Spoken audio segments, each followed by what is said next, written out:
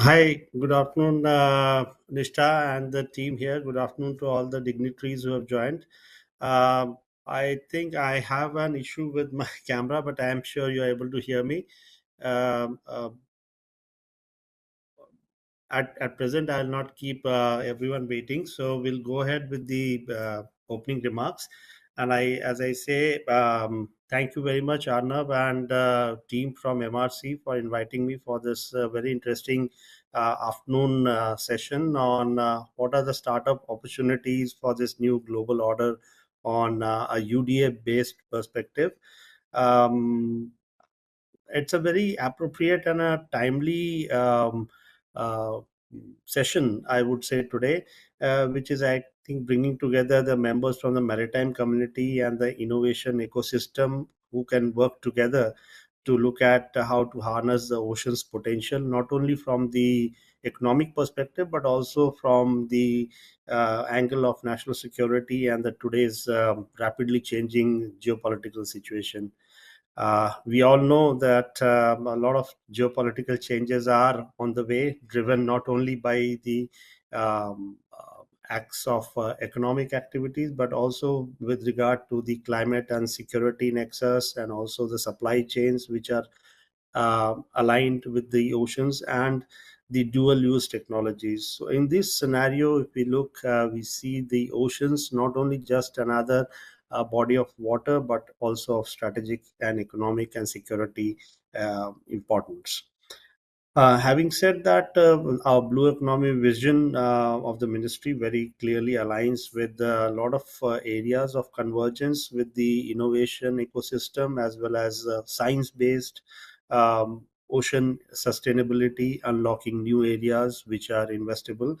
um, to navigate this vast opportunity, I think we need to have a systems approach, and underwater domain awareness is a key integrator for this different aspects, which not only aligns with the science, research, surveillance activities, and also brings about a unified framework. So for startups, UDA could act as an enabling architecture which can reduce costs. It could also promote shared infrastructure and standardizing of data and accelerate innovation and reduce options. Having looked at some of the areas where Nidhani and MRC has been working, we have been closely associated. In fact, the team from MRC was there with the ministry when we had a startup workshop about 3 weeks back at Delhi.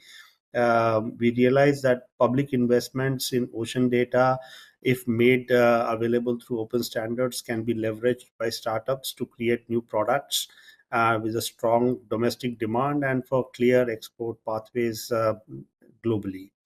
Um, to conclude in the initial opening remarks, I would say by embracing the UDF framework, we can unlock a new generation of startups that will not only drive India's economic growth but also secure our maritime future.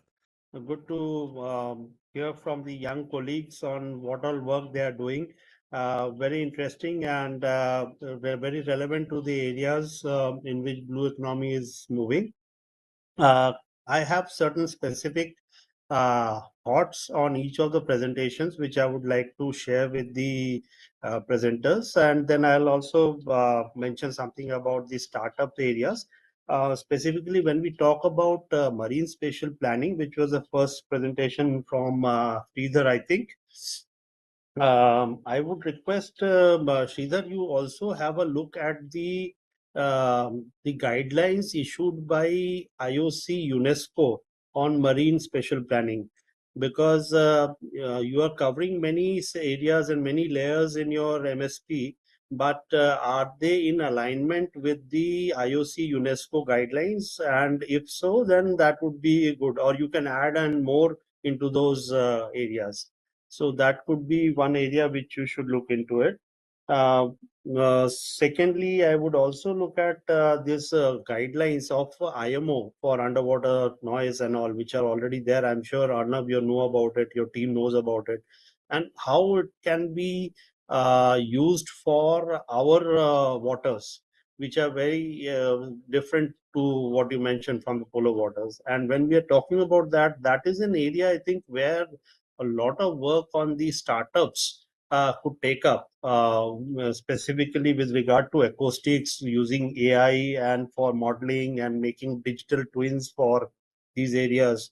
Maybe also look at how the coastal race assessment could be done using your modeling technologies, because the coasts are also getting affected because of climate change, sea level rise, many areas. So if we use your modeling technologies and simulation technologies in MSP which you are deriving, that is an area which I feel the startup youngsters having good knowledge on digital tech etc could come up and provide solutions to the policymakers and the state governments. Secondly, I have a comment with Shlok with regard to aquaculture and coastal fisheries, which he rightly pointed out on the growth primarily happening in the culture aspect. But I think we should also look at an area where India is not focusing much, which would be on deep sea fisheries.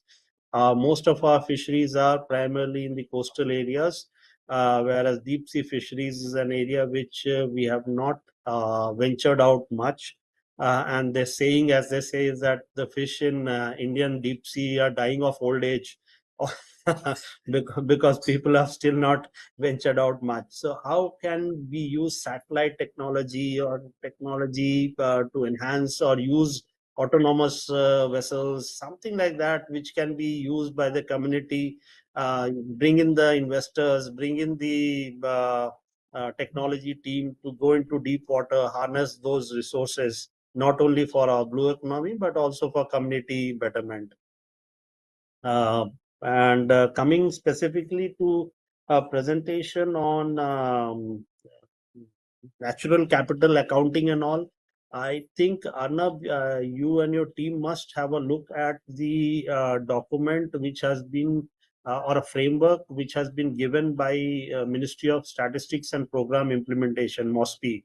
This documentation, the framework has just come out in the month of January this year. Since MOSPI is the standard government of India agency which comes out with all these frameworks for accounting, whether it is economic accounting or social accounting or statistical accounting, they have partnered with the experts, where our partner team members from NCCR and others were also involved, and the framework has already been defined. Okay, so your team should also align with that framework.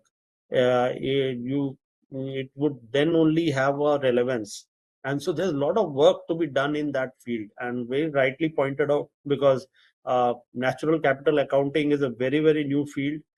Many people are not aware how to go about it. What are the economic values? How do we use that economic value for trading purposes or for capitalizing on it. And here I would also like to lastly point out on the presentation on Catherine, where she's rightly mentioned about various aspects of blue economy. But what we see from the ministry's perspective still, and a very clear problem, is that we haven't yet defined clearly in the government what is blue taxonomy. um, we merge everything as green. Okay, we say if you're doing a project in the port, it's a greenfield port, but greenfield port may have its own merits, but it is also contributing to blue economy. So where do we define blue? Our government has still not defined a blue economy framework. If it is a coastal ecosystem work or you're restoring mangroves, team is working. That's a blue economy concept, though it is also contributing to your NDCs and your green. So we need to have a clear definition on blue taxonomy. That is an area where we can work on. Thank you for allowing me to share my thoughts here. Bye, Nisha.